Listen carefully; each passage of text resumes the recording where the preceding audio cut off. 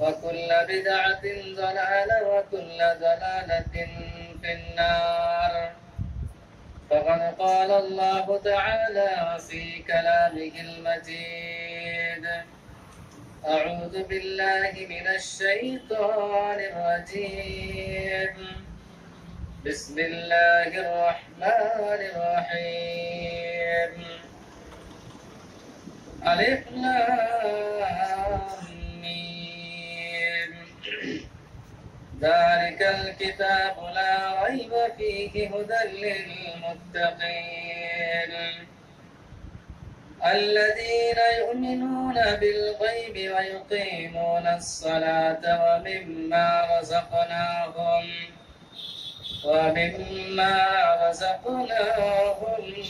ينفقون والذين يؤمنون بما أنزل إليك وما أنزل من قبلك وبالآخرة هم يوقنون أولئك على هدى من ربهم وأولئك هم المفلحون.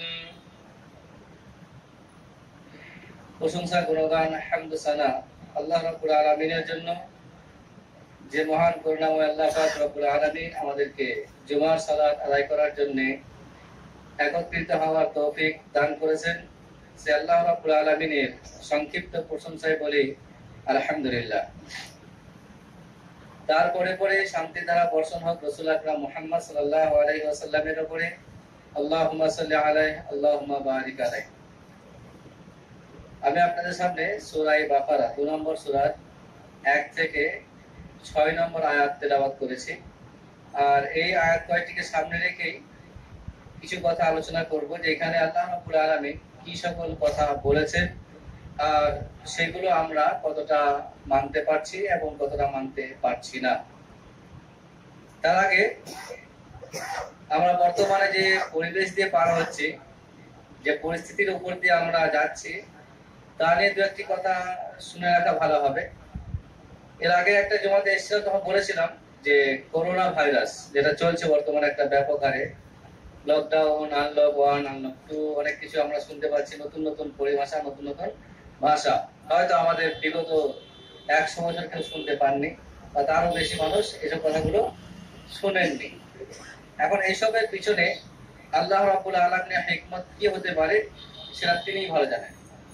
কেন তিনি এতটা বড় মারাত্মক ভাইরাস দিয়ে পাঠালেন, এর কারণ কি, এর পিছনে কাকে শিক্ষা দেওয়ার উদ্দেশ্য রয়েছে, কাকে শাস্তি দেওয়ার উদ্দেশ্য রয়েছে বা কাকে পরীক্ষা করতে চাইছে, সেটা তিনিই ভালো জানেন। আমরা কিন্তু সেটা 100% বলতে পারি না।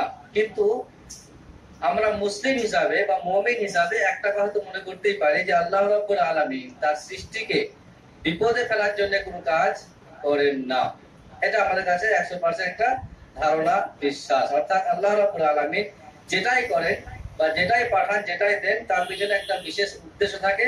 সেটা হয়তো আমরা সাময়িক পর্যায়ে বুঝতে পারি না, প্রাথমিক পর্যায়ে সেটা আমরা বুঝতে পারি না। এই একাধিক উদাহরণ আমাদের জীবনে ঘটেছে, কিন্তু এর আগে বলা হয়েছে, আবারও বলছি, যে একাধিক উদাহরণ ঘটেছে বলতে এমনই যে যখন আমরা কোনো বিপদের সম্মুখীন হই তখন আমরা হোপলেস হয়ে পড়ি, নিরাশ হয়ে পড়ি, আর সেই মুহূর্তে তার উপকারটা কি হতে পারে সেটা বুঝে উঠতে পারি না। কিন্তু যখন দীর্ঘদিন পার হয়ে যায়, একটা লম্বা সময়কাল পার হয়, তারপর তার একটা ফিডব্যাক, তার একটা ভালো দিক আমরা খুঁজে পাই, কিন্তু আমাদের সামনে এসে পড়ে। তখন আমরা বলি আল্লাহ যা করেন ভালো করেন। তার মানে হলো এটাই যে আল্লাহ রাব্বুল আলামিন কখনোই খারাপ করেন না, ভুল কিছু করেন না। আল্লাহ রাব্বুল আলামিন কখনোই মানুষকে বিপদে ফেলতে চান না। তবে হ্যাঁ, যেহেতু রাসূলুল্লাহ সাল্লাল্লাহু আলাইহি ওয়াসাল্লাম বলেছেন ইন্না আশাদ্দাল বালাই আল আম্বিয়া সুম্মাল আমসাল ফাল আমসাল, সব থেকে বেশি মুসিবতগ্রস্ত হয়েছেন নবীগণ, আম্বিয়া ইকরাম, রাসূলগণ, আর তারপরে যারা মুমিন, তারপরে যারা মুমিন। অর্থাৎ আল্লাহ রাব্বুল আলামিন মুমিনদেরকে শুরু থেকে শেষ পর্যন্ত একটা বিপদের সম্মুখীন করেন, আর সেই সমস্যাকে তাদেরকে ইমানের দিক থেকে মজবুত করেন, আর তাকে একটা ভালো জায়গায় নিয়ে যাওয়ার একটা তিনি পরিবেশ তৈরি করে দেন। এমনটা হতে পারে এখানেও। কিন্তু অতএব এই যে চলছে বর্তমানে, ইনকাম নেই, খরচা বেড়ে গেছে, লকডাউন চলছে, ভাইরাস চলছে, একাধিক সমস্যা, এর পিছনেও যারা মুমিন হবে তাদের একাধিক ফায়দা। প্রথম ফায়দা, সে যখন বিশ্বাস করবে এটা যে আল্লাহ রাব্বুল আলামিন ছাড়া পৃথিবীতে কোনো কিছু হওয়ার থাকে না, তার ইমানটা বৃদ্ধি হবে। যখন সে মনে করবে যে আল্লাহ রাব্বুল আলামিন কোনোদিন তার বান্দাকে বিপদে ফেলতে পারেন না, তখন তার ইমানের বৃদ্ধি হবে। যখন সে মনে করবে যে এই বিপদের মধ্য দিয়েও আল্লাহ রাব্বুল আলামিন মুমিনদের কোনো ভালাই কিছু রেখেছেন, তখন তার ইমান বৃদ্ধি হবে। তার মানে হলো এটাই যে মুমিন হতে পারলে, মুসলিম হতে পারলে, আল্লাহর প্রতি সঠিক ধারণা রাখতে পারলে, বিপদ হোক আর সুখের খবর হোক, সবটাই তার জন্য কল্যাণকর হবে। বাস্তবে এটাই যেটা আল্লাহ রাসূল নিজে বলেছেন, আজাবাল্লি আমরিল মুমিন ফাইন্না আমরাহু কুল্লাহু লাহু খায়র। কারণ মুমিনদের সমস্ত অবস্থাটা আশ্চর্যজনক, কারণ তার সবটাই হচ্ছে ভালো, সবটাই ভালো। যখন বিপদ আসে তখন সে কি বলে? ইন্না লিল্লাহি বলে। দোয়া করে আল্লাহর কাছে, আল্লাহ তোমার কাছে ফিরে যাবো, তোমার কাছে এসেছি আমরা। আবার যখন তার কাছে মুসিবত আসে, ভালো খবর আসে, সে আলহামদুলিল্লাহ পড়ে।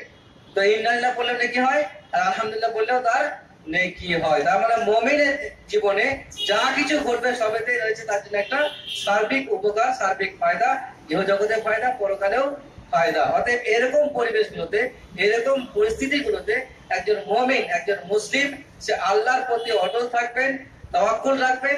এটাই হচ্ছে মুমিনের প্রাথমিক কর্তব্য। আর এই কর্তব্যটাই হয়তো তাকে কিয়ামতের দিনে জান্নাতে নিয়ে যেতে সহায়তা করবে। অতএব আমরা বিশ্বাসের দিক থেকে, ইমানের দিক থেকে, ইসলামের দিক থেকে, আল্লাহর প্রতি ভরসার দিক থেকে মজবুত হয়।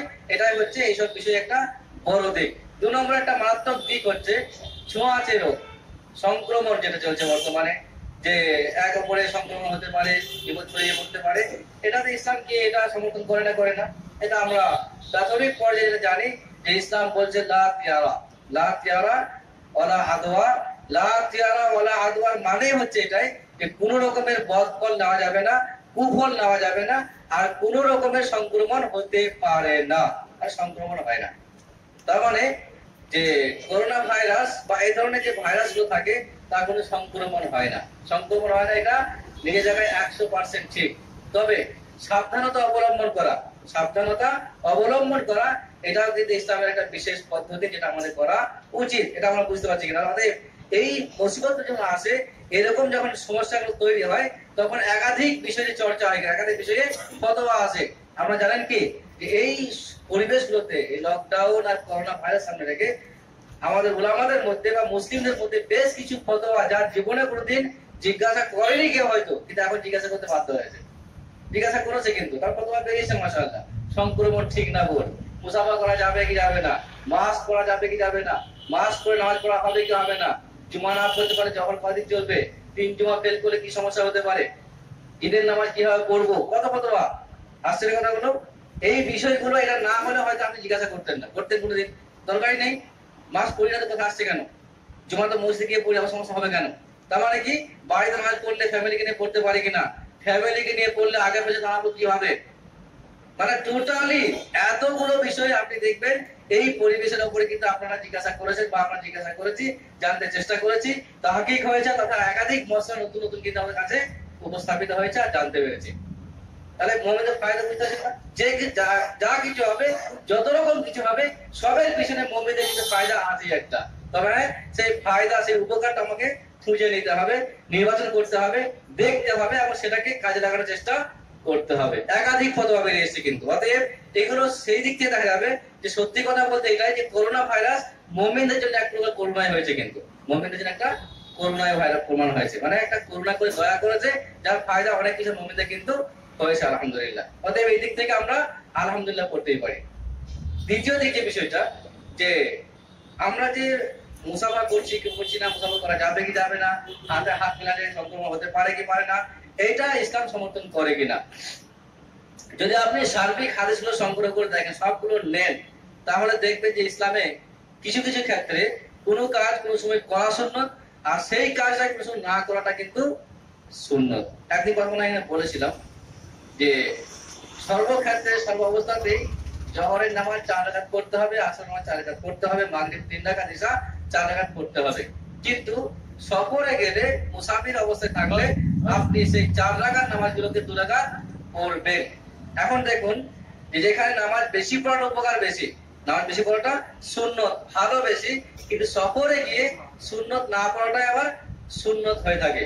কথা বলছি না ব্যাপারটা? তাহলে কোনো কোনো ক্ষেত্রে একটা আমল করলে সুন্নত হয়, আর কোনো কোনো ক্ষেত্রে একটা আমল না করলেও সেটা সুন্নত হয়। এখন ঠিক একই ভাবে এই মুসাফা বর্তমান সময়ে যদি আপনি নিরপেক্ষ দৃষ্টিকোণ থেকে বলেন, তাহলে মুসাফা করা হচ্ছে সুন্নত, কিন্তু বর্তমান সময়ে তাওয়াক্কুল সামনে রেখে তাওয়াক্কুল করার পরও যেহেতু সাবধানতা ইসলাম কথা বলে থাকে, সেই হিসাবে মুসাফা না করাটাও কিন্তু বর্তমানে একটা সুন্নতের পর্যায়ে পড়ে। হয়তো বলবে তাহলে কি ভয় খাচ্ছেন আপনি? না, এটা ভয় নয়, এটাই তাওয়াক্কুল। যেমন উদাহরণ দিয়ে বলি, একজন সাহাবা তিনি রাসূলুল্লাহর কাছে এলেন, আর আসার পরে তিনি উটটাকে ছেড়ে বসে পড়লেন, উটটাকে ছেড়ে দিয়ে বসে পড়লেন। রাসূলুল্লাহ বললেন, তোর উট কোথায়? তখন তিনি বললেন যে উটকে ছেড়ে দিয়েছি আল্লাহর ওয়াস্তে। মানে তাহলে আল্লাহ দেখবেন আর কি, কোথায় যাবে না যাবে। আমি আল্লাহর কাছে এসেছি, ইসলামের কাজে এসেছি, অতএব আমার সমস্ত দায়িত্ব আল্লাহ, যা করবে আল্লাহ করবে। এমনটা করতে পারবেন কি? ট্রেনে উঠছি আমরা, এসি বগিতে উঠেও কিন্তু লাগেজ গুলোকে তালা মারার চেষ্টা করছি, লুকিয়ে রাখার চেষ্টা করছি, ভিতরে ঢুকে রাখছি, অথবা মাথা দিয়ে শুয়ে থাকছি। কারণটা কি? যাতে করে চুরি না হয়ে যায়। তাহলে এটা কি তাওয়াক্কুলের খিলাফ? এটা কি আল্লাহর ভরসার বিপরীত? জি না, এটা তাওয়াক্কুলের অন্তর্ভুক্ত। রাসূলুল্লাহ কি বললেন যে আকিলহা সুম্মা তাওয়াক্কাল, আগে তুমি উটটা বাঁধো আর তারপরে তুমি আল্লাহর প্রতি ভরসা করো। তাহলে এই মুসাফা না করাটা তাওয়াক্কুল বিরোধী নয় এখন বর্তমান সময়। কারণটা কি? হয়তো আপনার ইমান খুব মজবুত, আপনার ইমান খুবই শক্ত, কেউ হতে পারে, কিন্তু যে আপনার মুসাফা করে, যাকে আপনি মুসাফা করতে যাচ্ছেন, তার ইমান হয়তো কমজোর আছে। হয়তো বা সেই ব্যক্তি যাদের করে তার কাশি শুরু হলো, তার মনে একটা সন্দেহ রাখবে, কিন্তু হয়তো হতে পারে উনি এসেছিলেন, ওনার সঙ্গে মুসাফা করলাম, আর তাই হয়তো আমাকে সেখান থেকে জিনিসটা আমার মধ্যে এলো। তাহলে সেই ব্যক্তি ইমান নষ্ট করার কারণটা কিন্তু কোনটা হলো? এই মুসাফাটা। যার জন্য উলামাদের যদি আপনি ফতোয়া নেন বর্তমান সময়ে, যে বর্তমান সময়ে এই সময়টা যেটা চলছে বর্তমানে, যদি তাওয়াক্কুল বলেন তাহলে, আর নিরপেক্ষ দৃষ্টিকোণ এটাই, যতটা সম্ভব মুসাফা এড়িয়ে চলেন। যদি মনে হয় এটা থেকে কারোর মধ্যে সন্দেহ আসতে পারে তবে, আর যদি মনে হয় না সন্দেহ কোনো অবকাশই নেই, তো কোনো সমস্যা হওয়ার কথা না। কারণ যার যেটা হওয়ার সেটা অবশ্যই হবে, যেটা হওয়ার সেটা হবে না। আল্লাহ ইচ্ছা করলে তবে হবে, আল্লাহর ইচ্ছা না হলে সেটা হবে না। এটা 100% চূড়ান্ত কথা, বাস্তবে এটাই। কারণ আপনি ভাবতে পারেন, অবাক করা ব্যাপার এটাই যে একই পরিবারে, যেটা আগেও দেখেছি আমরা আজও দেখছি, কিন্তু আগে পক্স, চিকেন পক্স হলে মানুষ কথা বলতো না, বেচতো না, তার হাতে খেত না, তারা যেত না, এটা ব্যাপার ছিল। এখনো আছে, বসু কম হলেও আছে, কিন্তু ক্যান্সার নিয়ে একই কথা ছিল এক সময়, এখন অনেক বেড়ে গেছে। কারণটা কি? মানুষ অনেক পরে বুঝতে পারছে ইসলাম বহু আগে বলে গেছে, কিন্তু সংক্রমণ নেই ইসলামে। এখন আপনি দেখুন, একটা পরিবারের 5 জন সদস্য, তার 4 জন হচ্ছে, 1 জন হচ্ছে না, আপনি কি ব্যাখ্যা দেবেন এটা? একটা পরিবারের 5 জন সদস্য, 5 জন ব্যক্তি আছে, তার মধ্যে 4 জনের একটা রোগ হচ্ছে, কিন্তু 1 জনের হচ্ছে না, আপনি কি বলবেন? কেন হলো না? বাপের হয়েছে, মায়ের হয়েছে, ছেলের হয়নি, এটা হতে পারে কি? অসম্ভব ব্যাপার। বাপ মায়ের সম্পর্ক না হতে পারে, কিন্তু ছেলে তো হওয়া অবশ্যই, কারণ ছেলে নেবে নেবে। বাপও নেই, মাও নেই, না হওয়ার কারণটা কি? তার মানে কি হলো? যে আল্লাহ না চাইলে সেখানে কিছু হওয়ার নেই, এটাই 100%। তবে হ্যাঁ, এহতিয়াত, সাবধানতা অবশ্যই অবলম্বন করা ইসলামের কর্তব্য, এটা আমাদের দায়িত্ব, অবশ্যই এটা করা উচিত। যদি মনে হয় যে সব কিছু করতে গিয়ে সমস্যা তৈরি হতে পারে বা মানুষের ইমানের মধ্যে কমজোরি হতে পারে, তাহলে আমাদের সেখান থেকে সরে আসতে হবে। কারণ কাউকে আপনি সন্দেহ জানায় ফেলতে পারেন না। হাদিস দা আমাইবিবু ইলা মালা ইউনিবু, সেই আমলটা করুন যেখানে সন্দেহ নেই, সেই আমলটা ছেড়ে দিয়ে যেখানে সন্দেহ হতে পারে, সম্ভাবনা আছে। এটাই বাস্তব। এখন আমি আসি যেটা আয়াতটা প্রথম পড়েছি, সূরা বাকারা, যে আয়াতটি পড়েছি আমি, যে কয়েকটা আয়াত, সেই আয়াতগুলোতে আল্লাহ রাব্বুল আলামিন প্রথমে কোরআনের কথা, আর তারপরে মুত্তাকির কথা, আর তারপর কিছু কথা মুত্তাকিদের গুণাগুণ, আর তারপর শেষের আয়াতে মুত্তাকিদের ফলাফল কি হতে পারে, তিনি 4টা বিষয়ের কথা বলেছেন। 4টা বিষয় কি বললাম? প্রথম কোরআন, 2 নম্বর মুত্তাকি, 3 নম্বর মুত্তাকির গুণাগুণ, আর 4 নম্বরে মুত্তাকির ফলাফল। এই 4টা বিষয় নিয়ে এই কয়েকটা আয়াত আল্লাহ রাব্বুল আলামিন তিনি ব্যাখ্যা দিয়েছেন। এই গুণগুলোর মধ্যে একটা বিশেষ গুণ আছে, যেটা বর্তমান সময়ে আমার একটা বক্তব্যের বিষয়, কিন্তু সেই গুণটা কি পরে বলছি। প্রথমে আল্লাহ বললেন হুদাল্লিল মুত্তাকিন, কোরআনের বিষয় বলার পর তিনি বললেন হুদাল্লিল মুত্তাকিন, কোরআন হচ্ছে মুত্তাকিদের জন্য হিদায়াত। কোরআন হচ্ছে মুত্তাকিদের জন্য হিদায়াত স্বরূপ, বা মুত্তাকিদের জন্য একটা পথ প্রদর্শক বা একটা পথ পাথেয়। এটা হচ্ছে কোরআনের সহজ ভাষা। তারপর তিনি বলেন আল্লাযীনা ইউমিনুনা বিল গায়বি ওয়া ইউকিমুনাস সালাতা ওয়া মিম্মা রাযাকনাহুম ইউনফিকুন। 3টে গুণ বলেন এখানটায়। মুত্তাকি কারা? লিল মুত্তাকিন, মুত্তাকি তারা যারা গায়েবের প্রতি বিশ্বাস রাখে, গায়েবের প্রতি বিশ্বাস রাখে। প্রথম একটা দেখে এখানে পয়েন্ট এটা দেখবেন, গায়েব বলতে অদৃশ্য, যা দেখা যায় না, যা দেখা যায় না, এমন বিষয়ের উপর বিশ্বাস রাখে, অর্থাৎ জান্নাত, জাহান্নাম, আল্লাহ, আরো পরকাল, কিয়ামত, হিসাব নিকাশ, ফুলসিরাত, হাউজে কাউসার যা আমরা দেখতে পাইনি, দেখার সম্ভাবনা ইহকালে, সেই সকল বস্তুর প্রতি বিশ্বাস রাখা, ঈমান রাখা, এটা হচ্ছে গায়েবের প্রতি বিশ্বাস রাখা। তো মুমিনের প্রথম গুণ হচ্ছে গায়েবের প্রতি বিশ্বাস রাখা অবশ্যই দরকার। 2 নম্বরে তারা কি করে? নামাজ, ইউকিমুনাস সালাত, তারা নামাজ কায়েম করে, যেটা বর্তমানে আমরা করছি হয়তো, বা এখানে একটা ফতোয়া অনেক লম্বা চলা আছে, পরে কথা হবে ইনশাআল্লাহ। তো ইউকিমুনাস সালাত, তারা নামাজ কায়েম করে, আর তারা ওয়া মিম্মা রাযাকনাহুম ইউনফিকুন, আল্লাহ রাব্বুল আলামিন তাদেরকে যা দিয়েছেন সেগুলোকে আল্লাহর রাস্তায় খরচা করে। তাহলে মুমিনের 3টে গুণ, গুরুত্বপূর্ণ গুণ, কিন্তু খেয়াল রাখবেন যে একটা গুণ যদি আমার মধ্যে না থাকে তাহলে মুমিনের গুণ থেকে আমি বঞ্চিত হচ্ছি, বা মুমিন, পূর্ণাঙ্গ মুমিন হওয়া থেকে আমি কিন্তু অনেকটা দূরে বাঁচছি। প্রথম নম্বর গুণ গায়েব বিশ্বাস করা, 2 নম্বর গুণ নামাজ পড়া, আর 3 নম্বর গুণ খরচা করা। তার মানে ইনকাম করা যেমন দায়িত্ব আমাদের, খরচা করার দায়িত্বটাও আমাদেরই। এই খরচা করার যদি কথা বলি, কারণ হচ্ছে এটাই যে আমরা একটা মসজিদ করছি, আলহামদুলিল্লাহ আমাদের সংগঠন থেকে বা এখান থেকে একটা মসজিদ তৈরি করা হচ্ছে, মাশাআল্লাহ। তার আগে এখানে করেছেন, আপনারা অনেক খরচা করেছেন। আবার একটা মসজিদ সেখানে চলছে মসজিদ, আর সেই মসজিদের কাজ অনেকটা আগে গেছে, মাশাআল্লাহ। কিন্তু সমস্যা হচ্ছে এখানটায় যে আমরা অনেক সময় বিষয়গুলো চোখে দেখেও হয়তো বিশ্বাস করতে পারি না বলেন, বা অতটা গুরুত্ব দিই না বলেন, অথবা একটু হলেও অবহেলা করি, এটা বলতে পারেন, যাই বলবেন না কেন। এখন মসজিদ কারা করে, মসজিদ কারা করে, মসজিদ কারা ভাঙে, মসজিদ করার দায়িত্ব কারা রাখে, মসজিদ ভাঙার দায়িত্ব কাদের, এই সবগুলো কিন্তু আমরা জানি, বলতে আমাদের হয় না। বর্তমানে আমরা যে সকল পরিবেশে বাস করছি, অর্থাৎ ভারতীয় পরিবেশ, এই পরিবেশে মসজিদকে নিয়ে অনেক কথা হয়, কিন্তু অনেক কথা হয়। অনেক কথা বলতে এক শ্রেণীর লোক যারা মসজিদ ভাঙতে উদ্বুদ্ধ হয়ে আছে, কিন্তু আর সুযোগ পেলে মসজিদ ভাঙবে, সুযোগ পেলেই মসজিদ ভাঙার প্রমাণ আমাদের এই মসজিদটাই। কিন্তু এখানে ভাঙচুর করা হয়েছিল, লাইব্রেরি ভেঙে দেওয়া হয়েছে, অনেক কিছু হয়েছে, আর তখন আমরা দুঃখ প্রকাশ করেছিলাম, এখন এক শ্রেণীর মানুষ সরাসরি মসজিদ ভাঙছে, আর এক শ্রেণীর মানুষ মসজিদ তৈরি করতে সহায়তা করছেন না। কি ব্যাখ্যা দেবেন আপনি? কথা বলছি আবার, ঠিক? এক শ্রেণী মসজিদ হাওয়া মসজিদকে ভাঙার চেষ্টা করছেন, আর এক শ্রেণী মসজিদ হতে যাচ্ছে সেটাকে মানে আগে বাড়তে সহায়তা করছেন না, বা সাহায্য করছেন, বা মসজিদ করতে আগে আসছেন না। আপনার কি বলবেন? অনেকখানি হলে বিষয়টা কিন্তু আমাদের সমস্যা একই আসছে, কিন্তু আমার কি যে আমরা মসজিদের পক্ষে যেতে পারছি না কেন? কারণটা কি? আপনি যেভাবে দেখবেন, আল্লাহ যে কথাটা বললেন, মান বানা লিল্লাহি মাসজিদান বানাল্লাহু লাহু বাইতান ফিল জান্নাহ, এর চাইতে বড় অফার, এর চাইতে বড় আপনি পুরস্কার, অ্যাওয়ার্ড, প্রাইজ যা বলবেন কি হতে পারে বলতে পারেন? যে মসজিদ তৈরি করবে, তার জন্য আপনাকে জান্নাতে একটা ঘর দেবে, মানে কি আপনার জন্য জান্নাত যাওয়াটা মোটামুটি উপরে গ্যারান্টি হয়ে যাচ্ছে। তাহলে এর থেকে বড় আর কি হতে পারে? এর থেকে বড় সুবিধা আর কি পেতে পারে? এখন হয়তো মনে হতে পারে যে আমার লকডাউন চলছে, দীর্ঘদিন ব্যবসা বাণিজ্য বন্ধ আছে, ইনকাম নেই, করবো কি, দেবো কি, এটা ভুল ধারণা। কিন্তু এটা মানুষের জীবনে কোনোদিন সমস্যা দূর হবে না। হ্যাঁ, ছোট আর বড়, অনেক বেশি আর কম, কিন্তু সমস্যা দীর্ঘদিন ছিল, আগামীতে থাকবে, এটাই সত্য কথা। আর এর মধ্য দিয়ে মানুষকে বা মুমিনকে ইমানের পরীক্ষায় পাস করতে হয়, পরীক্ষা দিতে হবে, আর সেই ইমানি পরীক্ষা থেকে আগে বেড়ে আসতে হবে। অতএব দেখুন, যখন আপনার হাতে একাধিক পয়সা আছে দান করবেন, এটা সত্য কথা, এটা বাস্তব। কিন্তু আপনার কাছে পয়সা কম, তাও দান করছে, এটা হচ্ছে আশ্চর্য, এটা হচ্ছে ভালো খবর। এটা হচ্ছে ভালো খবর যে আপনি অবস্থা ভালো না থাকা অবস্থাতেও আপনি কিন্তু আল্লাহকে মনে রেখেছেন, বা ইসলামকে মনে রাখছেন, বা দান করার চেষ্টা করছেন। আর তাছাড়া বর্তমানে আমাদের যে আর্থিক অবস্থা, যে অবস্থায় আছি আমরা, আমি এখানটার কথাই বলি, যতটা আমার জানা মতে, তাতে একটা মসজিদ হওয়ার খুব মারাত্মক কষ্ট হওয়ার কথা নয়, কিন্তু খুবই সহজ ভাবে আমরা কিন্তু একটা মসজিদ করতে পারি, এতটা আয় আমাদের আছে, আলহামদুলিল্লাহ। হ্যাঁ, তবে হয়তো হতে পারে যে বিষয়টা মনে হচ্ছে যে এক চান্সে পারলাম না, পরে বারে দিলাম, দেওয়া উচিত। যা গোটা কথা বিষয় নাই, বিষয় হচ্ছে এটা, মিম্মা রাযাকনাহুম ইউনফিকুন, আল্লাহর দেওয়ার মাল থেকে, রুজি থেকে তারা খরচা করে থাকেন।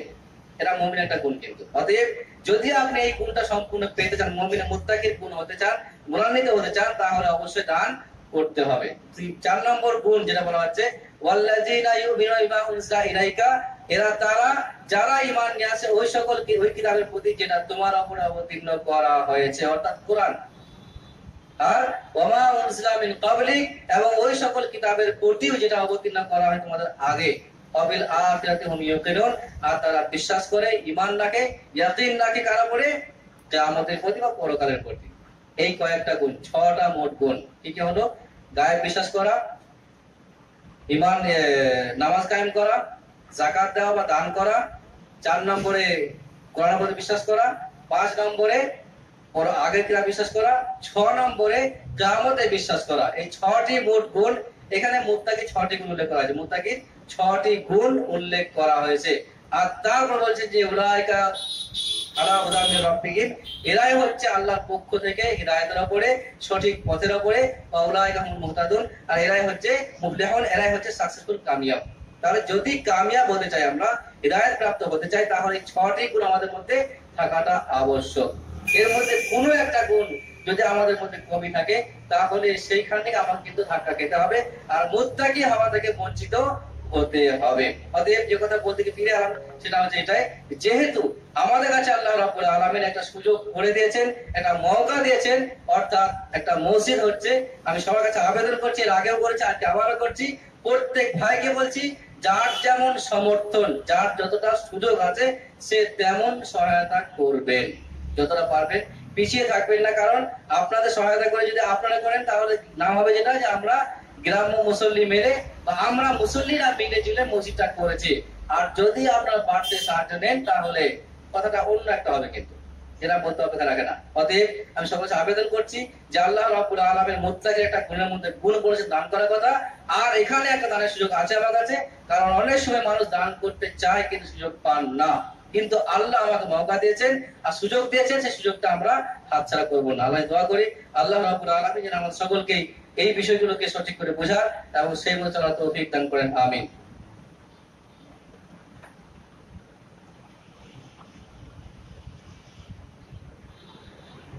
إن الحمد لله وحده والصلاة والسلام على من لا نبي بعده وبعد. فقد قال الله تعالى في كلامه المجيد: أعوذ بالله من الشيطان الرجيم. بسم الله الرحمن الرحيم. إنما يعمر مساجد الله من آمن بالله واليوم الآخر وأقام الصلاة وآتى الزكاة ولم يخش إلا الله فعسى أولئك أن يكونوا من المهتدين. এই আয়াতে কিন্তু আল্লাহ একই কথা বলছেন, সূরা তওবা 9 নম্বর সূরা 18 নম্বর আয়াত। কিন্তু ইন্নামা ইয়ামুরু মাসাজিদাল্লাহি মান আমানা বিল্লাহি ওয়াল ইয়াউমিল আখির, ওখানে মুত্তাকির গুণ ছিল কিয়ামতের প্রতি বিশ্বাস করা। আর এখানে আল্লাহ রাব্বুল আলামিন বলছেন যে মসজিদ তৈরি তারা করে যারা ঈমানদার, যারা ঈমানদার। ইন্নামা ইয়ামুরু মাসাজিদাল্লাহি মান আমানা বিল্লাহি ওয়াল ইয়াউমিল আখির, মসজিদ তারা তৈরি করে যারা আল্লাহর প্রতি বিশ্বাস রাখে, পরকালের প্রতি ঈমান রাখে, আর ওয়া আকামাস সালাতা, নামাজ কায়েম করে, ওয়া আতা যাকাতা, যাকাত দেয়। তাহলে যতগুলো গুণ মুমিনের, তার মধ্যে একটা গুণ হচ্ছে মসজিদ তৈরি করা, মসজিদ তৈরি করা। কথা বুঝছি আবার নিঃশ্বাসে বলছি। অতএব এখানে আল্লাহ রাব্বুল সরাসরি তিনি বলছেন যে মুমিনের একটা প্রসিদ্ধ গুণ হচ্ছে মসজিদ তৈরি করার পিছনে সহায়তা করা। অতএব যারা আমরা আছি, এটা ভালো করে বোঝার চেষ্টা করি, কারণ বারবার বলা ভালো লাগে না। আর একই কথা আমরা প্রায় শুনে আসছি। সবথেকে গুরুত্বপূর্ণ বিষয় এটাই যে আমাদের চাইতে যারা আমরা হাদিস কোরআন মেনে চলছি, তাদের কাছে সব থেকে বড় গুরুত্বপূর্ণ বিষয় হচ্ছে একটা মসজিদ, বড় পার্ট, ইমানের একটা বড় পার্ট। কারণটা কি, যে সমস্ত কিছু